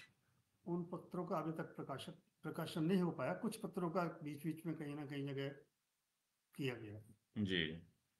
यह हिस्सा मैं इसी पुस्तक से पढ़ रहा हूँ, विवाह एवं परिवार। इसके बारे में तो बात होगी, लेकिन फिर भी मैं पढ़ता हूँ एक बार। 26 वर्ष की आयु में 30 मई 1938 को विष्णु प्रभाकर जी का विवाह कनखल, हरिद्वार की पुत्री सुशीला मांगलिक से हुआ। सुशीला जी मांगलिक थी, जी। तो यह जान रहे थे विष्णु जी के अभिभावक, उनके माता पिता, नहीं, मांगलिक वो उनका जो सर नेम है। वो, हाँ, हाँ, माफ कीजिएगा। जातीय नाम है, अच्छा, वैसे जी जी। मांगलिक नहीं थी। मांगलिक नहीं थी। मुझे ऐसा लगा, माफ करेंगे। सुशीला मांगलिक उनका नाम ही था। नाम। जी जी, सरनेम हुआ। उनकी भी लेखन में रुचि थी। उन्होंने प्रौढ़ शिक्षा के लिए पुरस्कार भी पाया। 8 जनवरी 1980 को, जो अभी अतुल जी ने बात कही भी, में देहांत उनका हो जाता है, विष्णु जी की पत्नी का। तब वे 60 वर्ष की थी। 4 संतानें, जिनमें अनीता जी। अनीता जी का कब देहांत हुआ? आप अतुल जी की बड़ी बहन अभी का। 1 वर्ष पहले। 1 वर्ष पूर्व अनीता जी भी गुजर गई। उसके बाद अतुल जी हैं, अमित हैं, और अर्चना जी हैं। और एक एक करके फिर कई और चीज़ें होती हैं। मित्रों, एक महत्वपूर्ण अंक देखते चलिए। हमने पाखी का वह प्रवेशांक दिखलाया सितंबर 2008 का, और यह देखिए जून जुलाई 2023 का अंक, इंद्रप्रस्थ भारती, हिंदी अकादमी दिल्ली की पत्रिका इंद्रप्रस्थ भारती। बड़ा अच्छा कवर। एक तरफ युवा विष्णु प्रभाकर, और एक तरफ वयोवृद्ध विष्णु प्रभाकर। और बड़े अच्छे से यह पूरा विश्रांक आया है। काफ़ी सामग्री है इसके अंदर, बहुत मेहनत की गई है। जून जुलाई 2023 का यह अंक है, और अभी हाल ही में हम लोगों को मिलना शुरू हुआ है। इसमें भी काफ़ी सहयोग अतुल जी की ओर से है। और संपादक संजय कुमार गर्ग जी ने इस पर काफ़ी काम किया। और जो सहायक संपादक उस समय रही, निशा निशांत जी, वह तो बहुत आरंभ से ही। मुख्य रूप से काम निशान शांत का ही है। जी उसी ने सारी सामग्री इकट्ठी की है और सारी मेहनत अंक पे उसी ने की। जी। तो निशा निशांत जी तो खैर हिंदी अकादमी की इस पत्रिका के साथ और दूसरे कामों संजय के साथ। संजय जी का तो मार्गदर्शन रहा। जी जी। क्योंकि बतौर संपादक हैं तो जाहिर सी बात है। लेकिन निशा निशांत जिस तरह से इस पत्रिका से जुड़ी रही, और दूसरे कामों से भी जुड़ी रही, वह अपने आप में विशेष है। और स्वयं निशा निशांत जी विष्णु प्रभाकर जी से भी काफ़ी जुड़ी रही हैं। तो इस अंक को लेकर भी कुछ कहें अतुल जी। अभी शायद आप पूरा ना पढ़ पाए हो। जी। जी, कुछ बताएं। लेकिन ये है कि इस अंक में उसने प्रयास किया है कि जो उनकी अलग अलग जितनी विधाओं में उन्होंने लेखन किया, जी प्रभाकर जी ने, उन सब विधाओं पर किसी न किसी अ, व्यक्ति से उसके बारे में लिखवाया जाए और कृतियों पे लिखवाया जाए। वैसे तो आमतौर पे जो कुछ भी लिखाया जाता है कि व्यक्तित्व और चरित्र के बारे में लिखते हैं, लेकिन इसमें उन्होंने कोशिश की है कि साहित्य के ऊपर चर्चा ज़्यादा हो, और जो अलग अलग विधाओं में उन्होंने जो लिखा उसके ऊपर कोई व्यक्ति लिखे, या उनकी जो कृतियां हैं उस कृति विशेष पे कोई लिखे। और उसमें उन्होंने जो उस समय के लेखक थे, उनके समकालीन थे, उनको भी लिया, और जो आज नए लेखक हैं वो आज उनको किस दृष्टि से, उनके साहित्य को किस दृष्टि से देखते हैं, उसको भी उन्होंने इसमें जोड़ने की कोशिश की है। तो इस तरह से इसको एक उन्होंने बनाने का प्रयास किया है कि पुराने, समकालीन और आज के सब लोगों की नज़र में विष्णु प्रभाकर का साहित्य जी और कृतियाँ, जी इस चीज़ को लेने का शुरू प्रयास किया है। और बाकी जो उनका व्यक्तित्व और जो जीवन है उसके बारे में तो थोड़ा बहुत परिवार के लोगों ने जो लिखा वो लिखा, बाकी सारा जी। उसी। और इसमें अ, अनुराधा जी, अनुराधा जी जो हैं, अनुराधा जी भी मित्रों लिखती हैं। और अभी इनसे बात हो रही थी अनुराधा जी से, और उनका एक आलेख है, मैं उनकी बहू बेटी। और वह हमारे साथ बैठी हुई है। चूँकि कैमरे में फ्रेम लाने में थोड़ी सी, मतलब बेहतर ढंग से फ्रेम आए, इसलिए हम दो लोग अभी फ्रेम में थे। थोड़ा मैं इसे घुमाता हूँ और अनुराधा जी की ओर चलता हूँ। अनुराधा जी अतुल जी की पत्नी हैं, विष्णु प्रभाकर जी की बड़ी बहू हैं। और क्या स्नेह मिला, यह हम लोग अनुराधा जी से ही सुनते हैं। तो मैं फिलहाल तो उनकी ओर कैमरा करता हूँ। और अनुराधा जी, स्वागत है आपका जी। और अच्छा लग रहा है कि आप इस बातचीत में इतनी रुचि ले रही हैं, और उन पर लिखा भी है। तो कुछ बताएं कि जब आप बिल्कुल शादी होती है, आपकी होती है, और आप शुरू शुरू में बिल्कुल शादी के तुरंत बाद जब इस घर में आती हैं, तो उस समय किस तरह का अनुभव रहा, कैसा लगा? आप जान रही थी कि विष्णु प्रभाकर जी जो हैं आपके ससुर, वे लेखक हैं, क्या मतलब किस तरह की बातें थी, कुछ बताएं। और जब मेरा विवाह थोड़ा तय ऊंचा बोलिएगा जी। जब मेरा विवाह तय हुआ यहाँ पर जी, कब की बात है अनुराधा जी? 75। जी जी जी। तो जब ये मेरा विवाह तय हुआ तो मुझको ये लगा कि मैं इतने बड़े साहित्यकार के घर कैसे आप रहूंगी, पहले से कैसे रहूंगी। जान रही थी पहले से आप हाँ, कि विष्णु भाकर जी लेखक हैं? हाँ जी जी, जी जाते जी। पढ़ा था हमने उसमें भी। अच्छा, कोर्स में भी पढ़ा था हाँ, क्या, हाँ, क्या? एयरपोर्ट कौन सी यहाँ याद है, पर। कौन सी कहानी पढ़ी थी? नहीं, इतना जी तो याद नहीं है मुझे, लेकिन लेकिन पढ़ी हाँ थी। पढ़ा था, हमने जी। बीए में पढ़ा वाह था, हिंदी वाह। में पढ़ा था। जी इन्होंने संस्कृत में एमए किया है, जी तो हिंदी से जुड़ी रही है, तो हिंदी हिंदी का साहित्य उस समय पढ़ा था, तब जी उसके बारे में जी जानकारी थी। तो जी मुझे यही लगता था कि इतने बड़े लेखक हैं, हाँ पता नहीं कैसा होगा, कैसे लोग होंगे। जी थोड़ा अंदर से घबराहट तो थी ही ये जानकर। जी पर जब मैं वहां आई शादी होकर तो मुझे बहुत ही अच्छा लगा, वो स्नेह मिला कि सोच भी नहीं सकती थी कि इतना प्यार मिला। मुझे लगा ही नहीं कि मैं ससुराल में हूँ जी। या वो मेरे ससुर हैं। मुझे ये एहसास ही नहीं हुआ कभी भी। पिता के समान हर बात में मुझे कहते थे, बेटा चिंता मत करना, वाह। तुम चिंता मत करना, मैं हूं ना, चिंता मत करना तुम किसी भी बात में। जी जैसे इनको थोड़ा सा आदत थी लेट आने की, जैसे युवावस्था में लोगों को होती है, तो मैं कह देती थी कि आप पिताजी अपने बेटे को भी कुछ सिखाओ, समय की पाबंदी है। तो ऐसा आप खुली हुई थी उनसे? हाँ, उसे बिल्कुल खुली जी। हुई। वाह वाह। तो हंस देते थे वो इस बात पे। तो अतुल जी लेट क्यों आते थे? आदत होती है जी जी जी धीरे जी, घूमते फिरते थे। धीरे। अच्छा। क्या काम काम व्यवसाय में थोड़ी देर हो ही जाती है, देर हाँ भी हो फिर उसके जाती है, बाद तो जो हाँ नया शादी होके आता है उसको तो अच्छा नहीं लगता ना कि हाँ बोलते रहो घर में हाँ। देर से आओ। तो तो कुछ ऐसे कोई परेशानी वाली बात नहीं थी। जी। और कुछ ऐसी घटनाएं याद करें जी, जो मतलब जिनका प्रभाव आपके दिमाग पर, आपके दिल पर अब तक है? तो ऐसा है कि मैं उनके जाने के बाद ही उनको आज तक नहीं भूल पाई। अभी भी यहाँ की लेडीज के साथ भी कभी वॉक करती हूँ तो मेरे मुंह से यही निकलता है, मेरे पिताजी। वाह। बोले, तुम मतलब यही क्यों कहती हो मेरे पिताजी, औरों के भी जी तो इसने ये बहुत ज्यादा मिला उनसे कि ऐसा होता है मेरा बेटा है, तो उसने जो छोटा सा था उसने वो तोता पाला, एक छोटा सा। आपके बेटे अंशुमान की बात कर रही हैं? हाँ, जी जी तो उसने छोटा से ने तोता पाला। तो पहले तो वो पक्ष में ही नहीं थे, पक्षी पालने के बिल्कुल भी पक्ष में नहीं थे। जी। लेकिन वो पंख उसके काटते नहीं थे, अरे वाह। बस वो खेलता रहता था सबके साथ, हाथ पे बैठा, कुछ बोलना सीख गया, उनके कंधे पे बैठ गया पिताजी के, अरे वाह। उनकी प्लेट में नाश्ता करता था। तो वो बड़े खुश होते थे कि वो, क्योंकि हम बंधन में नहीं रखते थे, हाँ, हाँ, इतना जरूर था उड़ने जी नहीं देते थे, वो जी उनकी गलती थी। जी। और जब उसका डेथ हुई उसकी भी, तो भी सबसे बोलते थे मेरा तोता चला गया। तो मतलब अच्छा जी लगता था उनसे। जी। और खाने में तो जैसे उनको हमने खाना दिया, वो दलिया खाते, सूजी खाते, तो मेरे कटोरी में इतने से इतना सब हो जाता। तो वो कहते थे, आप बहुत ज्यादा देती हैं। जब उनको गुस्सा आता था तो वो आप कहते थे, अच्छा अच्छा। तो ये उनका डांटने का तरीका था, आप कह के। तो ज्यादा सम्मान मिल जाता था मुझको। वाह।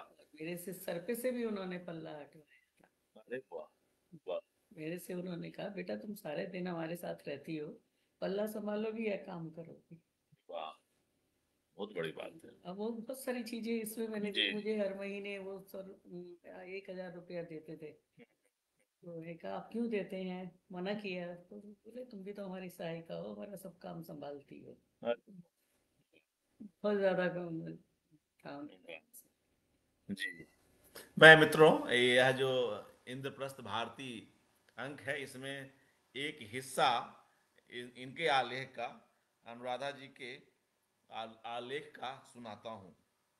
एक किस्सा लिखती हैं अनुराधा जी कि पिताजी के पास समय असमय लोग आते रहते थे, तो मैं उनसे कहती कि आप मुझे आज्ञा दे दो, मैं लोगों को असमय आने के लिए मना कर दूं, जो कोई बहुत सोच सकती है, परंतु वे मना कर देते। मैंने सुन रखा था कि बहुत से लेखक मिलने का निश्चित समय रखते हैं और किसी भी समय नहीं मिलते। एक बार सारिका का युवा संपादक पिताजी से मिलने आया। उसने हमारी गली के बुजुर्ग मोची से पता पूछा। मोची बाबा नाराज होकर उस युवा को डांटने लगा कि तुम्हें शर्म नहीं आती, तुम विष्णु जी का घर नहीं जानते। ये वाला हिस्सा हमने अतुल जी से भी सुना। तो कई अनुभव तो साझा होंगे ही, एक जैसे ही होंगे।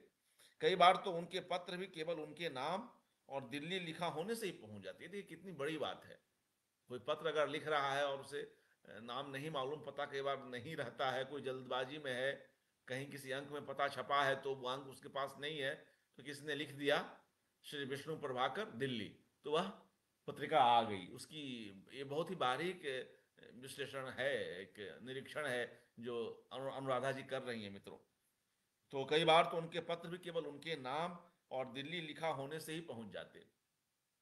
डाकिया अच्छे से पहचानता था, क्योंकि हर दिन वह उनके पाठकों प्रशंसकों के ढेर से पत्र और अन्य डाक देने घर आता था। एक बार पिताजी से मिलने एक बुजुर्ग सज्जन आए। मैंने उनके चरण स्पर्श किए तो कहने लगे, अपनी बहुएं भी इतना आदर नहीं देती। अनुराधा जी के लिए उन्होंने कहा। मेरे सिर पर हाथ रखकर आशीर्वाद दिया और भेंट स्वरूप 11 रुपए दिए। पिताजी सदा अपना दुख छुपाने का प्रयास करते थे। यदि कभी चोट लगती तो चुपचाप सिकाई के लिए गर्म पानी लेकर सिकाई कर लेते। मतलब बहुत ज्यादा टेंट्रम नहीं करते थे। नहीं करते थे, गिरे तो भी वो अपने आप ही उठे, हमें किसी सहारा नहीं किसी के ऊपर करते थे। निर्भर तो पसंद करते ही ही नहीं नहीं थे। था। जी ये पीतमपुरा में जो हमारा मेडिकल स्टोर वाला था जिससे दवाई लेते थे, उनकी डेथ के बाद उसे पता लगा, जब सारे न्यूज में चैनल में सब में आ गया। बोले हमें तो बड़ा अफसोस है कि हम उनको देख नहीं सके, उनके दर्शन नहीं कर सके। जीवन ज्योति मेडिकल स्टोर वहाँ जिससे उनकी हाँ। दवाइयाँ आती थी हम्म, पीतमपुरा। हम्म, जी तो बात रहा था। हम्म। आगे लिखती हैं अनुराधा जी, ये तो मैंने पढ़ दिया। यदि वे गिर भी जाते तो अपने आप ही उठना पसंद करते, किसी की सहायता लेना कभी नहीं चाहा। अपने लेखन संबंधित कागज पुस्तकों और अन्य सामग्री का उन्हें पूरा ध्यान रहता था। उनकी अनुपस्थिति में यदि कोई कुछ भी छेड़ता तो उन्हें पता चल जाता। यदि परिवार का कोई सदस्य भी उनकी अनुपस्थिति में कोई पुस्तक ले जाता तो हम पर ही नाराज होते। कई बार तो वे अपना क्रोध स्नान घर में पानी से भरी बाल्टी में घूंसे चलाकर निकालते। अरे वाह, जिसकी आवाज बाहर तक सुनाई देती थी। इसके बारे में थोड़ा बतलाएं, ये क्या मामला है? ये ऐसा था ना, जब गुस्सा आता किसी को कहते तो कुछ नहीं थे, डांटते भी नहीं थे, हम्म, तो वो अपना क्रोध कहीं तो निकालेंगे ना, हम्म, तो वो पानी पे ऐसे करके निकालते बताइए थे। बताइए। तो ये बड़ा ही एक बेहतरीन आलेख है। और देखिए, और कोई ऐसी बात याद करें अनुराधा जी?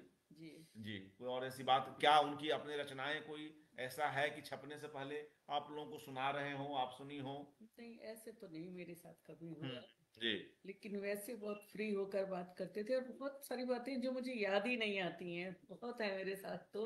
अभी भी ये कह रहे थे याद करके तुम लिखो हाँ, संस्मरण। बहुत कुछ लिख सकती हैं बिल्कुल। ये फिल्म जो बन रही थी जिसकी हमने चर्चा शुरू में भी की। हाँ, तो हम लोग वहाँ हाँ हिसार भी गए जहाँ हाँ पिताजी रहे हैं। हाँ हाँ। मीरापुर उनका अपना घर था पिताजी का पुराना जी स्थान था। जी जन्म स्थान, वहाँ जी पे ये शूटिंग हुई सब। जी जी जी जी। सभी पद्मा जी के साथ शरद जोशी जी भी हाँ, थे, बिल्कुल बिल्कुल थे। बिल्कुल। तो नहीं, बहुत शरद अच्छा जोशी नहीं, एक्सपीरियंस उनका है। कुछ और नाम है अभी। शरद नहीं, क्या, वो नहीं शरद, अभी तो अभी शरद ही गुजरे हैं। कुछ उनका नहीं, शरद वो। शादी हो गई क्या उनकी? हाँ, अभी अभी अभी मैं अचानक तो नाम मुझे हाँ तो मैं, था शरद ही, आगे क्या शरद था है, भूल शरद है, गए। वो अभी अभी गुजरे हैं। रेडियो और टीवी में वे रहे। मैं खूब आप, लंबे चौड़े से हाँ थे। जी जी जी जी।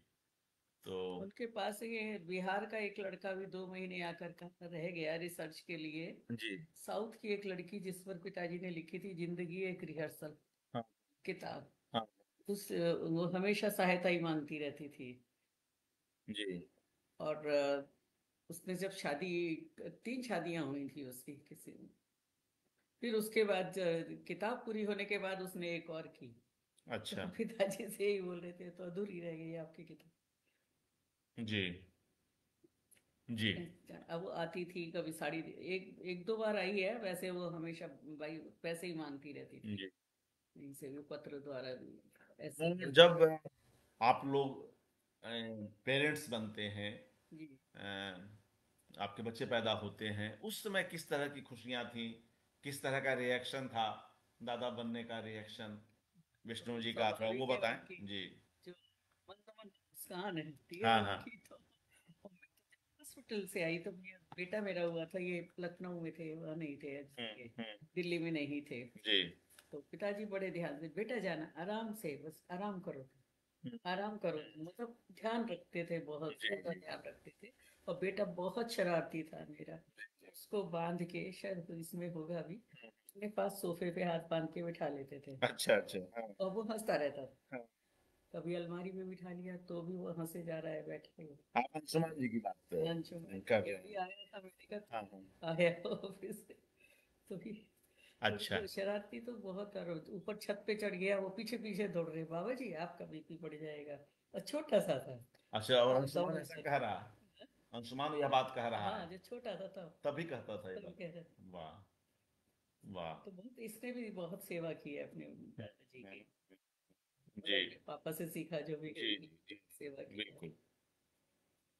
और यह बताएं कि जब आप घर में आती हैं हम्म। तो उस समय उनका खान पान क्या था?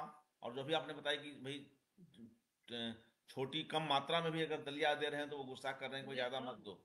हाँ, कम मात्रा में भी दो, वही कह रहा हूँ, कम मात्रा में भी दे रहे हैं तो गुस्सा करें, इतना क्यों दे रही हैं? लेकिन शुरू शुरू में जब आई तब तब से शुरू से ही ऐसा था। तब भी वो कम ही खा रहे थे।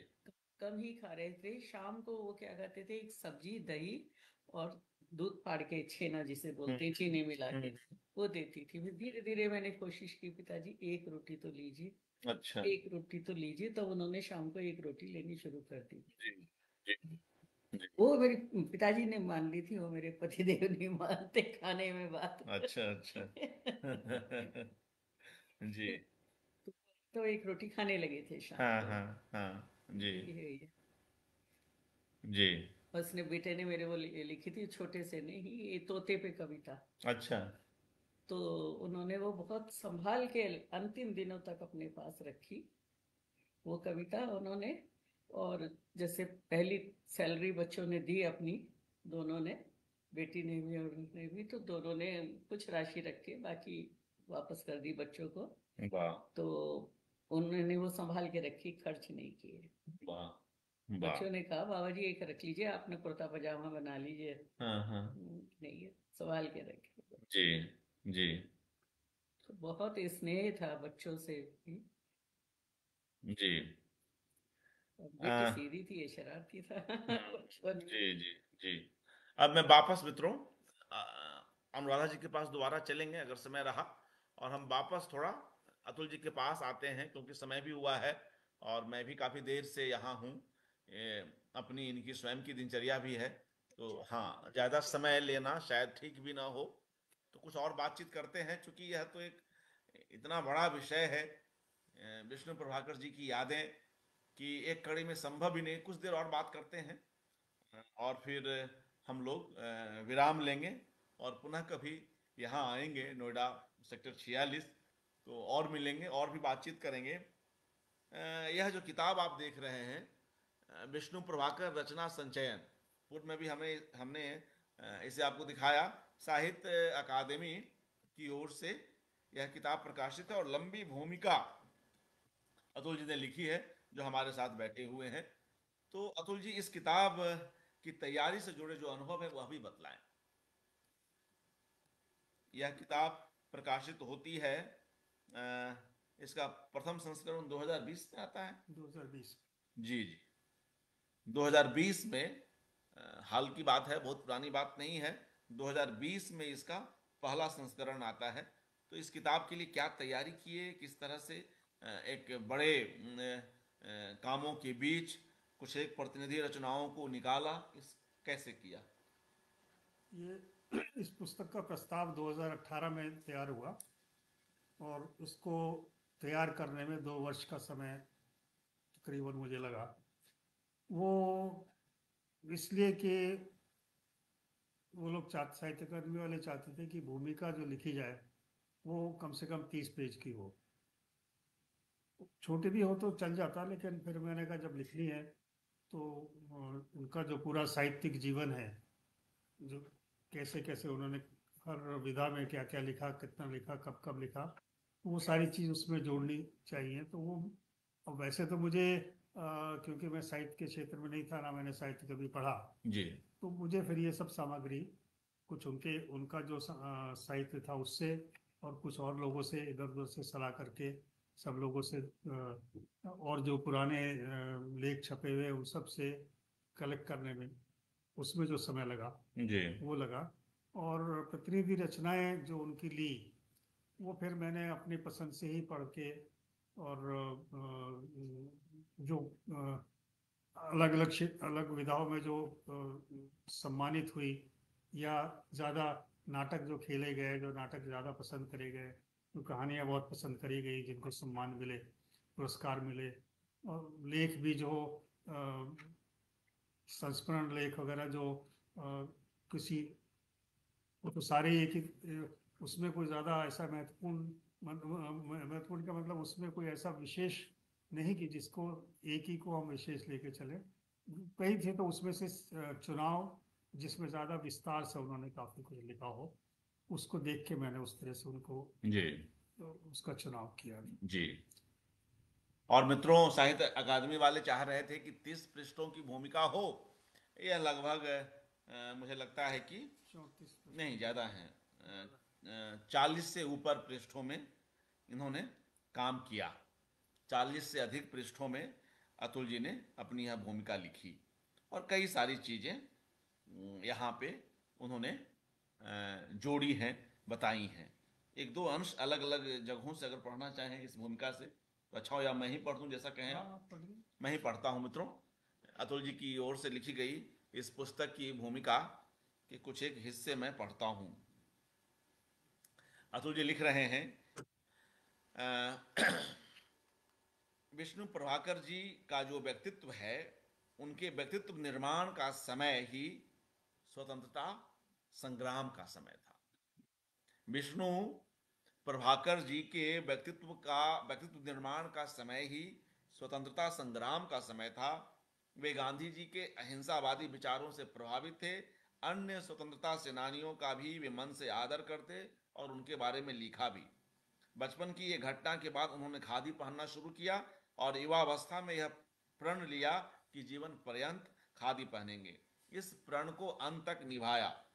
पहनावे से गांधीवादी दिखते हुए भी वे अंतर मन से केवल गांधीवादी नहीं रहे। बदलते समय व परिस्थितियों के अनुसार प्रगतिशील सोच के साथ भी कार्य किया।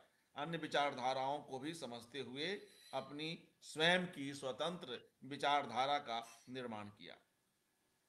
और उनके नाम की भी चर्चा करते हैं कि उनका नाम विष्णु प्रभाकर भी कई पड़ावों को पार करके निश्चित हुआ। बचपन में उन्हें विष्णु और विष्णु सिंह के नाम से पुकारा गया। गांव की पाठशाला में वे विष्णु दयाल बने। हिसार पहुंचकर उनका नाम विष्णु गुप्त हुआ, क्योंकि वे वैश्य थे। जब सरकारी नौकरी करने पहुंचे तो एक गुप्ता पहले से ही थे, तो उनका नाम विष्णु दत्त दर्ज कर लिया गया। सरकारी नौकरी करते हुए उन्होंने अपनी पहचान गुप्त रखने के उद्देश्य से विष्णु और सुशील, सुशील कहाँ से आगे के नाम से भी लिखा। अच्छा, सुशील के नाम से भी लिखा। बाद में जब वे प्रभाकर की परीक्षा उत्तीर्ण कर चुके थे तो एक संपादक की सलाह पर अपना नाम विष्णु प्रभाकर रखा। वो पूरी कथा भी आती है, और कई ऐसी चीज़ें हैं।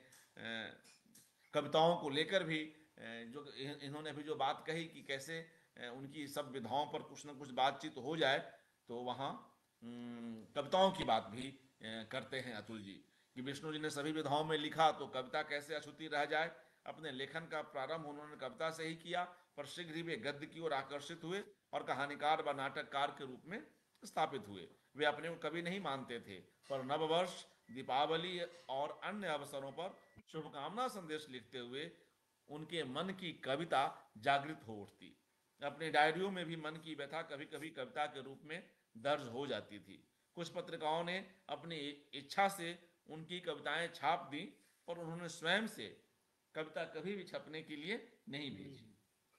ये बात है। विष्णु जी के देहांत के बाद वर्ष 2010 में उनके द्वारा रचित 88 कविताओं का संकलन प्रभात प्रकाशन द्वारा प्रकाशित किया गया।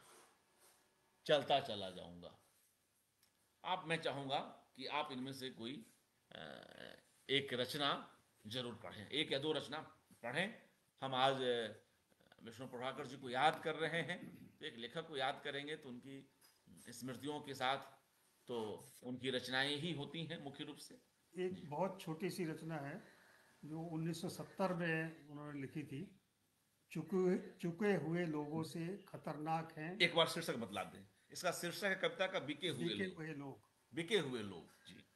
चुके हुए लोगों से खतरनाक हैं बिके हुए लोग, वे करते हैं व्यभिचार अपनी ही प्रतिभा से। वाह, छोटी सी कविता है। चुके हुए लोगों से खतरनाक हैं बिके हुए लोग, वे करते हैं व्यभिचार अपनी ही प्रतिभा से। तो यह कविता कैसे कहाँ कहाँ जा रही है आप समझ सकते हैं। एक कविता मैं पढ़ता हूँ, पुल। एक कविता है विष्णु प्रभाकर जी की, पुल। मृत्यु मृत्यु एक ऐसा मित्र, मोबाइल अगर बंद हो जाए। मृत्यु, हाँ, मृत्यु एक ऐसा मित्र, डरते हैं सभी जिससे। मृत्यु एक ऐसा मित्र, डरते हैं सभी जिससे। और जीवन एक ऐसा शत्रु, चाहते हैं जिसे सभी। मनुष्य एक पुल, झूलता हुआ जीवन और मृत्यु के बीच। मनुष्य एक पुल, झूलता हुआ जीवन और मृत्यु के बीच। तो कई सारी बातें हुई और एक दो सवाल और करता हूं, फिर हम लोग रोकेंगे, क्योंकि बहुत देर से मैं इनके साथ बैठा हूं। थक गए होंगे मुझे लगता है अतुल जी, और हमने काफ़ी तैयारियां की। कुछ और चीज़ों को भी हम दिखलाते हैं, जैसे आपने यह देखा, यह संग्रह चलता चला जाऊंगा, प्रभात प्रकाशन की ओर से यह किताब आई, विष्णु प्रभाकर जी की कविताओं की, और एक अच्छा संकलन, और इसका भी जो संपादकीय है अतुल जी ने लिखा है। तो मैं जो कह रहा था कि ऐसे कई लोग हैं जिनके बच्चे इतना काम कर रहे हैं। उनके जाने के बाद रघुवीर सहाय जी को याद कीजिए, उनके बच्चे भी उन्हें बहुत याद करते हैं, कई चीज़ों को संभाल रहे हैं। राजेंद्र यादव, मन्नू भंडारी की जो पुत्री हैं रचना यादव, वे कितना काम कर रही हैं, हंस को संभाल रही हैं, और माता पिता दोनों के रचना संसार पर नज़र रखती हैं, उन कामों को देखती हैं। ऐसे कई लोग हैं, और भी कुछ ऐसे नाम लिए जा सकते हैं। तो यह बड़ी बात होती है और बड़ा काम है। यह जो आपने विष्णु प्रभाकर जी के नाम से जो ये बनाया, संगठन बनाया, एक संस्था बनाई, इसके बारे में भी थोड़ा बतलाएं, क्योंकि यह भी एक बड़ा महत्वपूर्ण काम है। यह देखिए मित्रों, विष्णु प्रभाकर प्रतिष्ठान। तो विष्णु प्रभाकर प्रतिष्ठान की योजना कैसे बनी, और नई दिल्ली और नोएडा में इसके कार्यालय हैं, तो कैसे कैसे क्या इसके अंतर्गत काम होते हैं, कुछ यह भी बतलाएं। ये उनके देहांत के बाद सारी जिम्मेदारी और सारा साहित्य सब मेरे पास ही उनका रहा। और फिर मैंने अपने परिवार के अन्य सदस्यों से, भाई बहनों से सलाह की कि क्यों ना एक संस्था बनाई जाए, उस संस्था के अंतर्गत उनके साहित्य को संभाला जाए और काम किया जाए। तो उस सोच के साथ, और चूंकि ऐसा भी था कि बहुत सारे लोग जो शोधार्थी हैं वो समय समय पर उनके साहित्य के बारे में और शोध करने में जो उनको सामग्री चाहिए होती थी उसकी जानकारी के लिए वो आते रहते थे। वो अब भी आते हैं, और बहुत से लोग जो शोध कर रहे हैं उसकी जानकारी, उनका साहित्य जो उपलब्ध नहीं है उसको खोजते हुए आते हैं मेरे पास, और यहाँ से उनको सब चीज़ें मिल जाती हैं। तो उस सब को संभालने के लिए, और फिर हमने कहा कि अब उनकी याद को बनाए रखने के लिए कैसे किया जाए, तो ये एक संस्थान, प्रतिष्ठान के रूप में हमने एक इसकी स्थापना की, और इसका बाकायदा रजिस्ट्रेशन कराया। इसका नियमावली है, सब कुछ है, पूरा तैयारी से हमने किया। और फिर इसके अंतर्गत हमने, क्योंकि उस समय उनके देहांत के तुरंत बाद, उनका देहांत 2009 में हुआ, और 10 तक हम लोग 2010 तक हम लोगों को सलाह मशवरा किया, और 2011 से उनका शताब्दी वर्ष शुरू हो गया। 2012 में शताब्दी वर्ष था, तो उसके अंतर्गत भी कुछ कार्यक्रम करने थे। तो हमने कहा व्यक्तिगत तौर पे कार्यक्रम करेंगे, इससे अच्छा संस्था बना के काम किया जाए। वाह। तो तब ये इसकी स्थापना उस समय हो गई 2011 में, और 11 से ही शताब्दी वर्ष के कार्यक्रम शुरू हुए।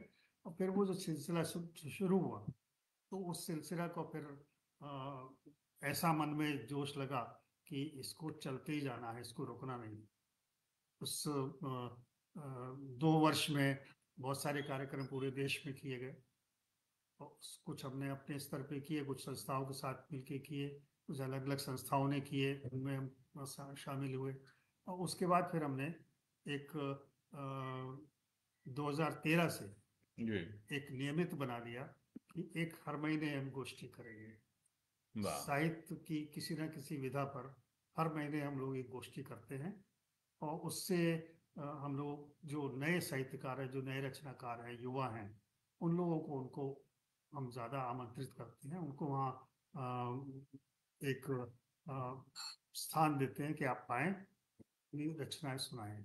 उसके पीछे ये भी एक सोच थी कि प्रभाकर जी स्वयं नए लोगों को बहुत महत्व देते थे, और नए रचनाकार जो भी उनको पत्र लिखते थे या अपनी समस्याएं भेजते थे, तो उनका वो तुरंत उत्तर देते थे और उनको समाधान सुझाते थे, और उनकी रचनाओं में जो सुधार करना होता था वो भी उनको, अपना काम छोड़ के पहले उनका काम करते। वाह। तो उस जो उनकी वो जो मानसिकता थी, सोच थी, उसको जीवित रखने के लिए, उसको आगे बढ़ाते रहने के लिए हम लोगों ने इसका स्थापना की। और हमारा प्रयास ये रहता है कि हम जहाँ तक युवाओं तक पहुँच सके, और उनके नाम से एक हमने हम साल में जून में एक बार 5 लोगों को सम्मान भी देते हैं। वाह। तो जिसमें जो नए लोग लिख रहे हैं, या और अलग क्षेत्रों में, जैसे पर्यावरण है, पत्रकारिता है, शिक्षा है, इन क्षेत्रों में जो उल्लेखनीय काम कर रहे हैं युवा, जी उन जी। लोगों को भी हम सम्मानित करते हैं। वो सम्मान उस तरह का सम्मान नहीं है जैसे और सभी को दिया था, ये हमने इसका नाम रखा है प्रोत्साहन सम्मान। यानी जो अभी जिनको कहीं सम्मान नहीं मिला या बहुत कम सम्मान मिले, और जो काम अभी शुरुआती दौर में है, जी बहुत आगे नहीं बढ़ चुके, स्थापित नहीं हुए, जी। उन लोगों को हम चयन करते हैं, उनका सम्मान। जी बिल्कुल। और यह जो कार्यक्रम करते हैं, यह महीने में क्या इसका ये है, महीने में कब, महीने में शनिवार, दूसरे या तीसरे शनिवार को हम लोग ये करते हैं। कहाँ पर? ये एक काका कालेलकर, आचार्य काका कालेलकर थे गांधी जी के सहयोगी, और वो भी एक बड़े साहित्यकार और भाषाविद थे। जी। उन्होंने हिंदुस्तानी भाषा के लिए बहुत काम किया। उनकी संस्था है गांधी हिंदुस्तानी साहित्य सभा, राजघाट के पास। वहाँ उनके साथ मिलके हम लोग का, उनकी दोनों की स्मृति में ये हमने बनाया कि दोनों महत्वपूर्ण व्यक्ति हैं, जी। इन दोनों की स्मृति में हम लोग ये कार्यक्रम। वाह। तो यह ओपन माइक जैसा है, कोई भी वहां हाँ, उपस्थित कोई होकर अपनी भी आके रचनाएं अपने पढ़ इसमें सकता है। जनतांत्रिक प्रक्रिया है ओपन माइक, और महत्वपूर्ण काम इस संस्था की ओर से हो रहा है। कुछ और किताबें हैं इस अवसर पर, आप लोग पढ़ें, और जो लोग पढ़े हुए हैं वे द्वारा भी इन रचनाओं की ओर लौटते ही हैं, उन्हें पढ़ना अच्छा लगता है। ये कुछ एक किताबें मैं इस अवसर पर दिखलाता चलूं।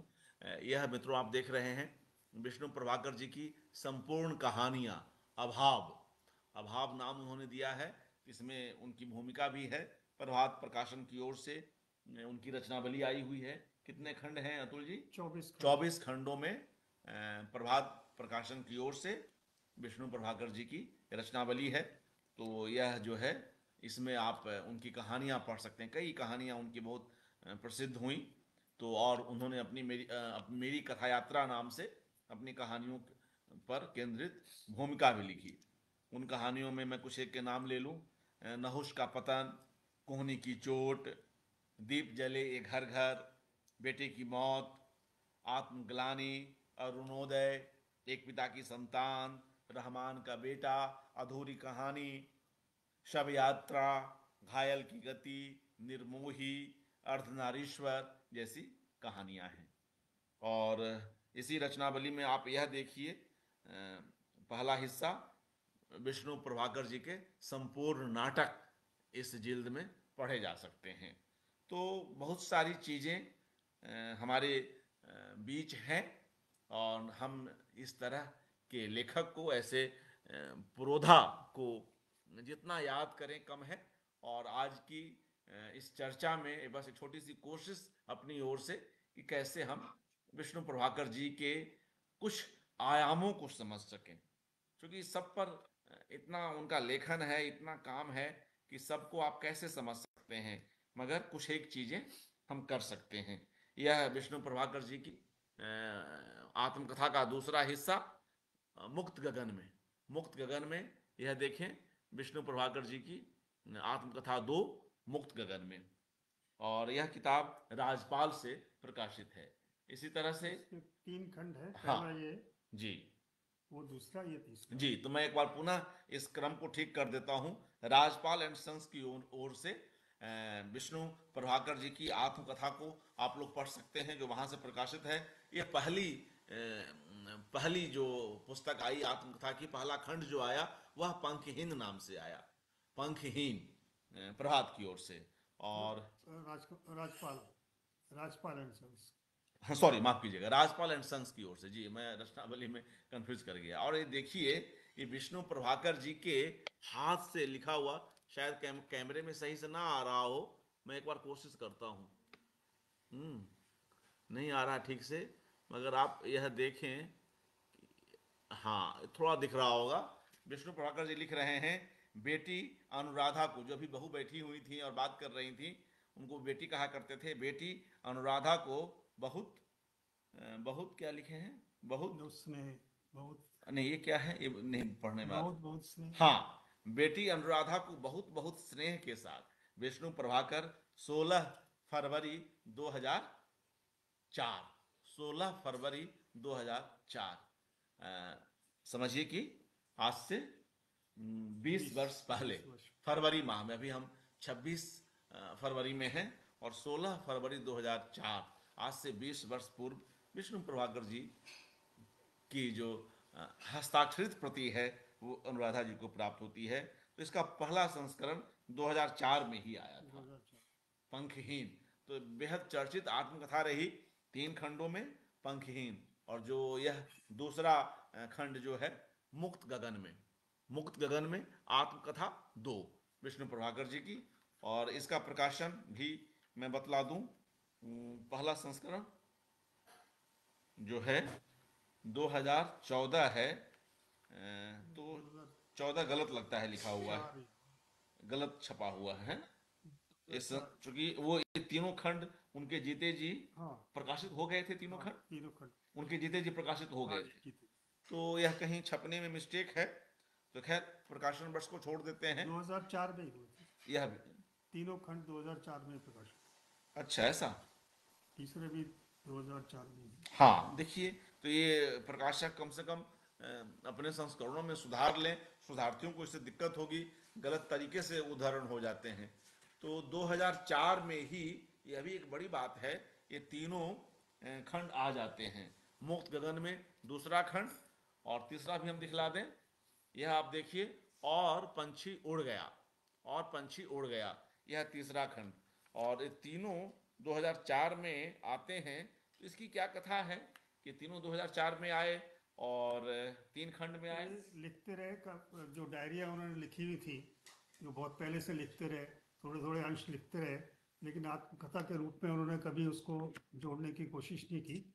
लेकिन बाद के समय में जब लोगों ने कहा, तो उसको उन्होंने एकत्र करके 3 खंडों में बना दिया, जो उनके बचपन से लेकर और हमारी माता जी के देहांत 1980 तक के समय का ये कालखंड इसमें सम्मिलित है जी। तो उसको उन्होंने 3 खंडों में बना दिया। पंखहीन तो जो बचपन जैसे बिल्कुल, जो जिसके कोई पंख नहीं है, जी जी, उसके रूप में लिया। हाँ, और फिर ये बहुत अच्छी व्याख्या कर रहे हैं अतुल जी। तो देखते चलिए, पंखहीन कहाँ से लिया, पंखहीन बिल्कुल, हाँ बताएं। जिसको कोई दिशा नहीं है, जिसके पास कोई सहारा नहीं है, जी, और अकेले अपने बल पे भटक रहा है। जी तो वो पंखीन बनाया। उसके बाद मुक्त गगन में भी वही है कि अपने ही दम पर उन्होंने साहित्य में अपने को स्थापित किया। वाह। किसी से बिना किसी का सहारा उनको उनका कोई ऐसा नहीं कि वो जिसको कहते हैं ना कि एक साहित्य में कोई सहारा मिल गया, उसने उंगली पकड़ के आगे बढ़ा दिया, ऐसा कुछ नहीं। सब जो लिखा अपने बल पे लिखा, और कहानी की लेखन की जो शुरुआत की वो सब अपने ही दम से करके वो मुक्त गगन के हिसाब से लिया। जी और तीसरा लिया ये और पंछी उड़ गया। जी वो उन्होंने लिया कि अपनी जो पत्नी, उनका 1980 में देहांत हुआ, जी तो वो उस बात को इंगित करते हुए जी उन्होंने इसका नाम ये रखा। जी जी। और पंछी उड़ गया। जी इसका अंत वो वही करते हैं कि जहाँ उनका देहांत हुआ। जी। तो मित्रों, इसी आत्मकथा के इस तीसरे और अंतिम खंड, तीसरा और अंतिम खंड। उसके बाद 1980 के बाद का भी उनके संस्मरण थोड़े बहुत लिखे हुए हैं। वो कोशिश उन्होंने प्रयास किया था कि जो आगे बढ़ाएं, जी और 8-10 पेज ही लिख पाए थे, लेकिन ज़्यादा नहीं लिख पाए। जी जी और कुछ डायरियों में है, जी तो उसका हम लोग प्रयास करेंगे कि उसको आगे दे जी सकें। जी कुछ हमने किताबों में कोशिश की है उस चीज़ों को डालने की लेख में, तो कोशिश करेंगे, प्रयास करेंगे कि उसको और आगे बढ़ा सकें। जी। तो मैं एक इसी पुस्तक से और इसी के साथ इस अंश को पढ़ते हुए और पंछी उड़ गया के हिस्से को, एक अंतिम हिस्से को, जो इस आत्मकथा के जो अंतिम हिस्से हैं उसको पढ़ते हुए मैं आज की इस कड़ी को विराम दूंगा। तो मैं इसको पढ़ता हूँ। वे लिखते हैं, पुरस्कारों की राजनीति प्रमुख भाषाओं में शायद ही कभी मुखर हुई हो। पुरस्कारों की राजनीति प्रमुख भाषाओं में शायद ही कभी मुखर हुई हो, हिंदी में तो कभी नहीं हुई। हाँ, गौण भाषाओं में कभी कभी अवश्य ऐसे अवसर आए। यद्यपि साहित्य अकादमी के पुरस्कार का महत्व है, फिर भी मैं पुरस्कारों को बहुत महत्व नहीं देता। किसी के महान होने का वह मापदंड नहीं है। मैं तो महत्व देता हूँ भारतीय साहित्य की मूलभूत एकता को। उसी के मैंने वहाँ दर्शन किया। आगे कुछ और संदर्भ है कुछ कार्यक्रमों का, मैंने उसको भी छोड़ दिया है। पुरस्कारों की राजनीति से मैं सदा दूर रहा। मेरे कार्यकाल में जितने भी साहित्यकार पुरस्कृत हुए, उन पर एक भी व्यक्ति उंगली नहीं उठा सका। देखिए, जब वे उससे जुड़े रहे, एक सृजन, एक बार भी कोई मित्र किसी की सिफारिश लेकर नहीं आया। मेरा ध्यान सदा साहित्य सृजन और कुछ नया करने की ओर रहा। मेरा पूरा कार्यकाल इस बात का साक्षी है। नए साहित्य, वो किस कार्यकाल की बात कर रहे हैं वो? 10 साल वो साहित्य अकादमी में जो कमेटी है, जी हिंदी कमेटी, उसके अध्यक्ष रहे। जी जी उस कमेटी की वो बात कर जी, बिल्कुल। तो आगे पढ़ता हूँ। मेरा पूरा कार्यकाल इस बात का साक्षी है। नए साहित्य के सृजन, श्रेष्ठ अनुवादों पर पुरस्कार तथा रूस और भारत के साहित्य के अनुवादों का आदान प्रदान इसी अवधि में हुआ। साहित्य अकादमी के इस अपनत्व से सघन वातावरण का एक विशेष कारण भी था। उसके विधान में राजनेताओं के लिए कोई स्थान नहीं था। हक्सर कमेटी ने यह सुझाव दिया था कि और अकादमियों की तरह साहित्य अकादमी के अध्यक्ष की नियुक्ति भारत के महामहिम राष्ट्रपति द्वारा की जानी चाहिए, पर अकादमी की कार्यकारिणी ने इस सुझाव को सर्वसम्मति से अस्वीकार कर दिया। काश दूसरी अकादमियों में भी ऐसा हो सकता। अगर साहित्य अकादमी पर निर्णय थोप दिया जाता तो उसकी वही अवस्था होती जो मध्य प्रदेश के जाने माने लघु कथा लेखक राम पटवा की लघु कथा में दो कबूतरों की हुई थी। कथा का सार इतना ही है कि दो कबूतर एक मंदिर के कलश पर, दूसरा मस्जिद के गुंबद पर रहते थे। दोनों परम मित्र थे। बड़े प्यार से गुटर गूं करते, बतियाते रहते। कभी कभी झगड़ा भी हो जाता होगा, पर वह प्रेम को और भी सघन करता था। एक दिन एक घायल कबूतर वहां आया। उसकी यह दशा देखकर दोनों मित्र बड़े ही व्यथित हुए। उन्होंने बारी बारी उसकी परिचर्या की। वह स्वस्थ हो गया तो दोनों से विदा ले अपने घर चला गया। उसके जाने के बाद जो अब तक नहीं हुआ था वह हो गया। अचानक किसी बात पर उन दोनों मित्रों में कहा सुनी हो गई और वह इतनी बढ़ी कि वे लड़ते लड़ते लहूलुहान हो गए। जब उन्हें होश आया तो वे चकित थे। यह सब क्यों और कैसे हुआ? दो सच्चे दोस्त एक दूसरे के प्राण लेवा कैसे बन गए? सोचते सोचते सहसा उन्हें तीसरे कबूतर की याद आई। वह कौन था और कहां से आया था? पता लगाते लगाते उन्हें मालूम हुआ कि वह तीसरा कबूतर संसद की मीनार से आया था। शब्द मेरे हैं पर कथा श्री राम पटवा की है और वह किसी टिप्पणी की मोहताज नहीं है। मुझे खुशी है कि यह तीसरा कबूतर अभी साहित्य अकेडमी नहीं पहुंच पाया है, पहुंच भी नहीं सकता, क्योंकि साहित्यकार किसी व्यवस्था का प्रचार मंत्री नहीं हो सकता। तो यह है भविष्य की योजना, पूरी होगी या नहीं होगी इसकी मुझे चिंता नहीं। हाँ, एक प्रश्न का उत्तर अवश्य देना है कि क्या यह सचमुच मेरी आत्मकथा है और क्या मैं सचमुच अपनी आत्मकथा लिखना चाहता था। मेरा स्पष्ट उत्तर है कि मैंने कभी स्वप्न में भी नहीं सोचा था कि मैं कभी अपनी आत्मकथा लिखूंगा, पर नियति ने कुछ और ही सोच रखा था। अचानक एक दिन वीणा, मध्य प्रदेश के संपादक डॉक्टर श्याम सुंदर व्यास ने मुझसे कहा कि मैं उनकी पत्रिका में धारावाहिक रूप से अपनी आत्मकथा लिखूं। मैं चकित था कि मेरे पास ऐसा क्या है जो मैं जनता को दे सकूं। न नेता, न अभिनेता, न सर्जक, मात्र साहित्य का एक साधारण अर्जिन 20। और मैंने उनका प्रस्ताव अस्वीकार कर दिया, पर मेरे मन के किसी कोने में कोई लालच सांप की तरह कुंडली मारे बैठा था, इसलिए अंततः मुझे वह प्रस्ताव स्वीकार करना पड़ा, एक संशोधन के साथ कि वह मेरी आत्मकथा नहीं होगी। उतना साहस मुझ में नहीं है। मैं लिखूंगा अपनी जिंदगी के दिशाहीन सफर की कहानी। दिशा देने वाले तो युग दृष्टा क्रांतिकारी होते हैं, और वैसे भी मेरा जीवन, मेरा सारा जीवन दिशाहीन ही तो है। दिशा अगर है तो यही कि बस चलते चलना, चरय बेती, मंजिल कोई नहीं है, इसलिए दिशाहीन है। इसलिए भी है कि मैं साहित्य में, धर्म, राजनीति, किसी भी क्षेत्र में किसी का नहीं हो सका, और न अपने को इस योग बना सका कि किसी का हो सकूं। बस एक महान वैज्ञानिक के इन शब्दों को अपना आदर्श मान लिया कि जो कुछ हम जानते हैं वह बहुत थोड़ा है, जो नहीं जानते हैं वह बहुत ज्यादा है। तब मंजिल कैसी? उस ज्यादा को जानने के लिए सफर ही सफर तो करना है। सफर की यह कहानी मेरे अंतर के किसी कोने में छिपी रहती यदि व्यास जी आग्रह न करते, इसलिए इसे मैं उन्हें ही समर्पित करता हूं। तो यह है मेरे दिशाहीन सफर की अधूरी कहानी। अधूरी इसलिए कि मेरे दिल्ली प्रवास में जिस संस्था का महत्वपूर्ण स्थान है उसकी चर्चा तो मैंने की ही नहीं। मेरा सांध्यकालीन जीवन नाना रूप कॉफी हाउसों में बीता है। कितना ज्ञान अर्जित किया, कितने मित्र पाए, उन सब की चर्चा अगले भाग में। सफर अभी भी जारी है, रहेगा कब तक पता नहीं, न पता करने की चिंता है।